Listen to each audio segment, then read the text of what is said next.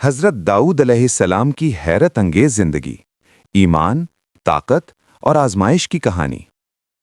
دوستو، ذرا تصور کیجئے ایک ایسے لڑکے کا جو نہ کسی شاہی خاندان میں پیدا ہوا، نہ اس کے پاس کوئی فوج تھی، نہ مضبوط ہتھیار۔ وہ صرف ایک عام سا چرواہا تھا جو پہاڑوں اور میدانوں میں بکریاں چراتا تھا۔ لیکن اسی سادہ سے لڑکے کو اللہ تعالیٰ نے ایسا مقام عطا کیا کہ وہ نہ صرف ایک عظیم نبی بنا بلکہ ایک طاقتور بادشاہ بھی بنا۔ یہ حیرت انگیز شخصیت ہیں حضرت داؤد علیہ السلام۔ ان کی زندگی ایمان، ہمت اور اللہ پر کامل بھروسے کی ایک روشن مثال ہے۔ بچپن اور سادہ زندگی۔ حضرت داؤد علیہ السلام کا بچپن نہایت سادہ ماحول میں گزرا۔ وہ ایک چرواہے کی طرح پہاڑی علاقوں میں اپنی بکریاں چراتے تھے۔ ان کے ہاتھ میں صرف ایک لکڑی کی لاٹھی، ایک چھوٹی سی تھیلی اور ایک گوپھن ہوتی تھی جس سے وہ پتھر پھینکتے تھے۔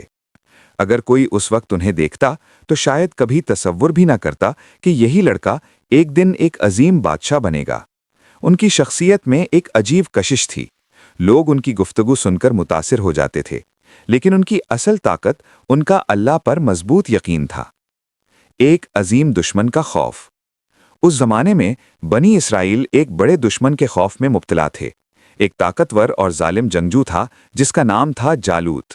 وہ قد میں بہت لمبا، جسم میں بہت طاقتور اور جنگ میں نہایت خطرناک تھا۔ اس کے مقابلے میں کھڑے ہونے کی ہمت کسی میں نہیں تھی۔ بنی اسرائیل کی فوج کے سربراہ تھے طالوت۔ انہوں نے اعلان کیا کہ جو شخص جالوت کو شکست دے گا اسے بڑا انعام دیا جائے گا، لیکن ہر شخص خوف زدہ تھا۔ نوجوان داؤد کا فیصلہ۔ جب حضرت داؤد علیہ السلام نے یہ اعلان سنا تو ان کے دل میں ایک عزم پیدا ہوا۔ انہوں نے سوچا کہ اگر اللہ مدد کرے تو کوئی بھی مشکل بڑی نہیں ہوتی۔ وہ میدان جنگ میں پہنچے۔ لوگوں نے انہیں دیکھ کر حیرت سے کہا، یہ نوجوان اس دیو ہیکل دشمن کا مقابلہ کیسے کرے گا؟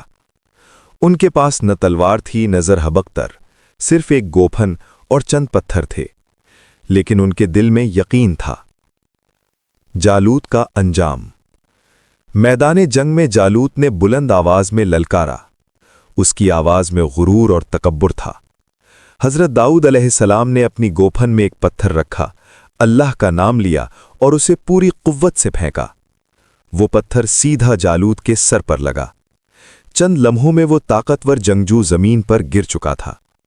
یہ ایک حیرت انگیز فتح تھی۔ قرآن مجید میں بھی اس واقعے کا ذکر موجود ہے کہ اللہ کے حکم سے داؤد نے جالوت کو شکست دی۔ اس فتح کے بعد حضرت داؤد علیہ السلام کی شہرت دور دور تک پھیل گئی، بادشاہت اور نبوت۔ وقت گزرنے کے ساتھ اللہ تعالیٰ نے حضرت داؤد علیہ السلام کو نہ صرف نبوت عطا کی بلکہ انہیں ایک بڑی سلطنت کا حکمران بھی بنایا۔ ان کی حکومت انصاف اور عدل کی مثال تھی۔ وہ رات کو بھیس بدل کر شہر میں نکلتے اور لوگوں سے پوچھتے کہ ان کا بادشاہ کیسا ہے۔ اگر کہیں ظلم یا ناانصافی ہوتی تو فوراً اس کا ازالہ کرتے۔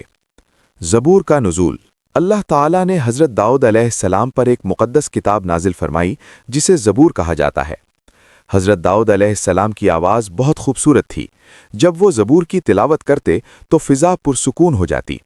روایات میں آتا ہے کہ پرندے ان کے قریب آ کر بیٹھ جاتے اور پہاڑ بھی اللہ کی تسبیح میں ان کے ساتھ شامل ہو جاتے۔ یہ اللہ کی طرف سے ان کے لیے ایک خاص معجزہ تھا۔ لوہے کا معجزہ۔ حضرت داؤد علیہ السلام کو ایک اور حیرت انگیز نعمت بھی عطا ہوئی۔ اللہ تعالیٰ نے لوہے کو ان کے لیے نرم کر دیا۔ وہ بغیر آگ کے لوہے کو موڑ لیتے اور اس سے زرہیں بناتے۔ اس زمانے میں جنگ میں بھاری لوہے کی پلیٹیں استعمال ہوتی تھیں، لیکن حضرت داؤد علیہ السلام نے ہلکی اور مضبوط زرہیں بنائیں جنہیں پہن کر سپاہی آسانی سے لڑ سکتے تھے۔ وہ اپنی محنت سے کماتے اور سادہ زندگی گزارتے تھے۔ یہ ایک عظیم بادشاہ کی عاجزی کی مثال تھی۔ ایک بڑی آزمائش۔ ان کی زندگی میں ایک وقت ایسا بھی آیا جب انہیں خاندانی آزمائش کا سامنا کرنا پڑا۔ ان کے ایک بیٹے نے اقتدار کی خواہش میں بغاوت کر دی۔ اس نے لوگوں کو اپنی طرف مائل کرنا شروع کیا اور حکومت حاصل کرنے کی کوشش کی۔ حضرت داؤد علیہ السلام کے لیے یہ بہت مشکل وقت تھا۔ ایک طرف وہ ایک نبی اور حکمران تھے، دوسری طرف ایک باپ بھی تھے۔ آخرکار اس بغاوت کا انجام بہت افسوسناک ہوا اور ان کا بیٹا ہلاک ہو گیا۔ اس واقعے نے حضرت داؤد علیہ السلام کے دل کو بہت غمگین کر دیا۔ बनी इसराइल के लिए एक इबरत। हज़रत दाऊद अलैहिस्सलाम के ज़माने में एक और वाक़या पेश आया जो तारीख़ में इबरत के तौर पर महफूज है।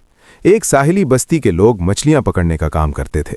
अल्लाह ताला ने उन्हें हुक्म दिया कि हफ्ते के दिन मछलियाँ ना पकड़ें, लेकिन कुछ लोगों ने चालाकी से इस हुक्म को तोड़ने की कोशिश की। उन्होंने जाल इस तरह लगाए कि मछलियाँ हफ्ते के दिन फंस जाएं और वो उन्हें अगले दिन निकाल लें।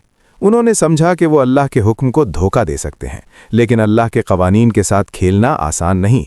आखिरकार उन लोगों पर सख्त अजाब आया और वो इबरत का निशान बन गए। हज़रत दाऊद अलैहिस्सलाम की शख्सियत। हज़रत दाऊद अलैहिस्सलाम एक ऐसी शख्सियत थे जिनमें कई खूबियाँ जमा थीं। वो एक नबी थे, एक अजीम बादशाह थे, एक बेहतरीन काजी थे और एक मेहनती इंसान भी थे।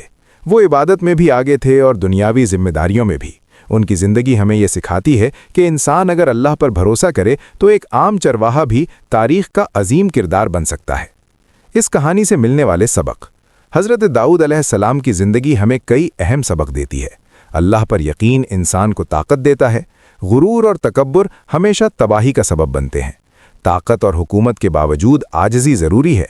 अल्लाह के अहकाम के साथ चालाकी करना ख़तरनाक है।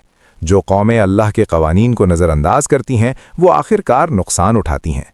इख्तिताम। दोस्तों, हज़रत दाऊद अलैहिस्सलाम की ज़िंदगी ईमान, हिम्मत और सब्र की एक अजीम मिसाल है। एक सादा चरवाहे से लेकर एक अजीम नबी और बादशाह तक का सफ़र हमें ये सिखाता है कि अल्लाह जिसे चाहे इज़्ज़त अता कर देता है।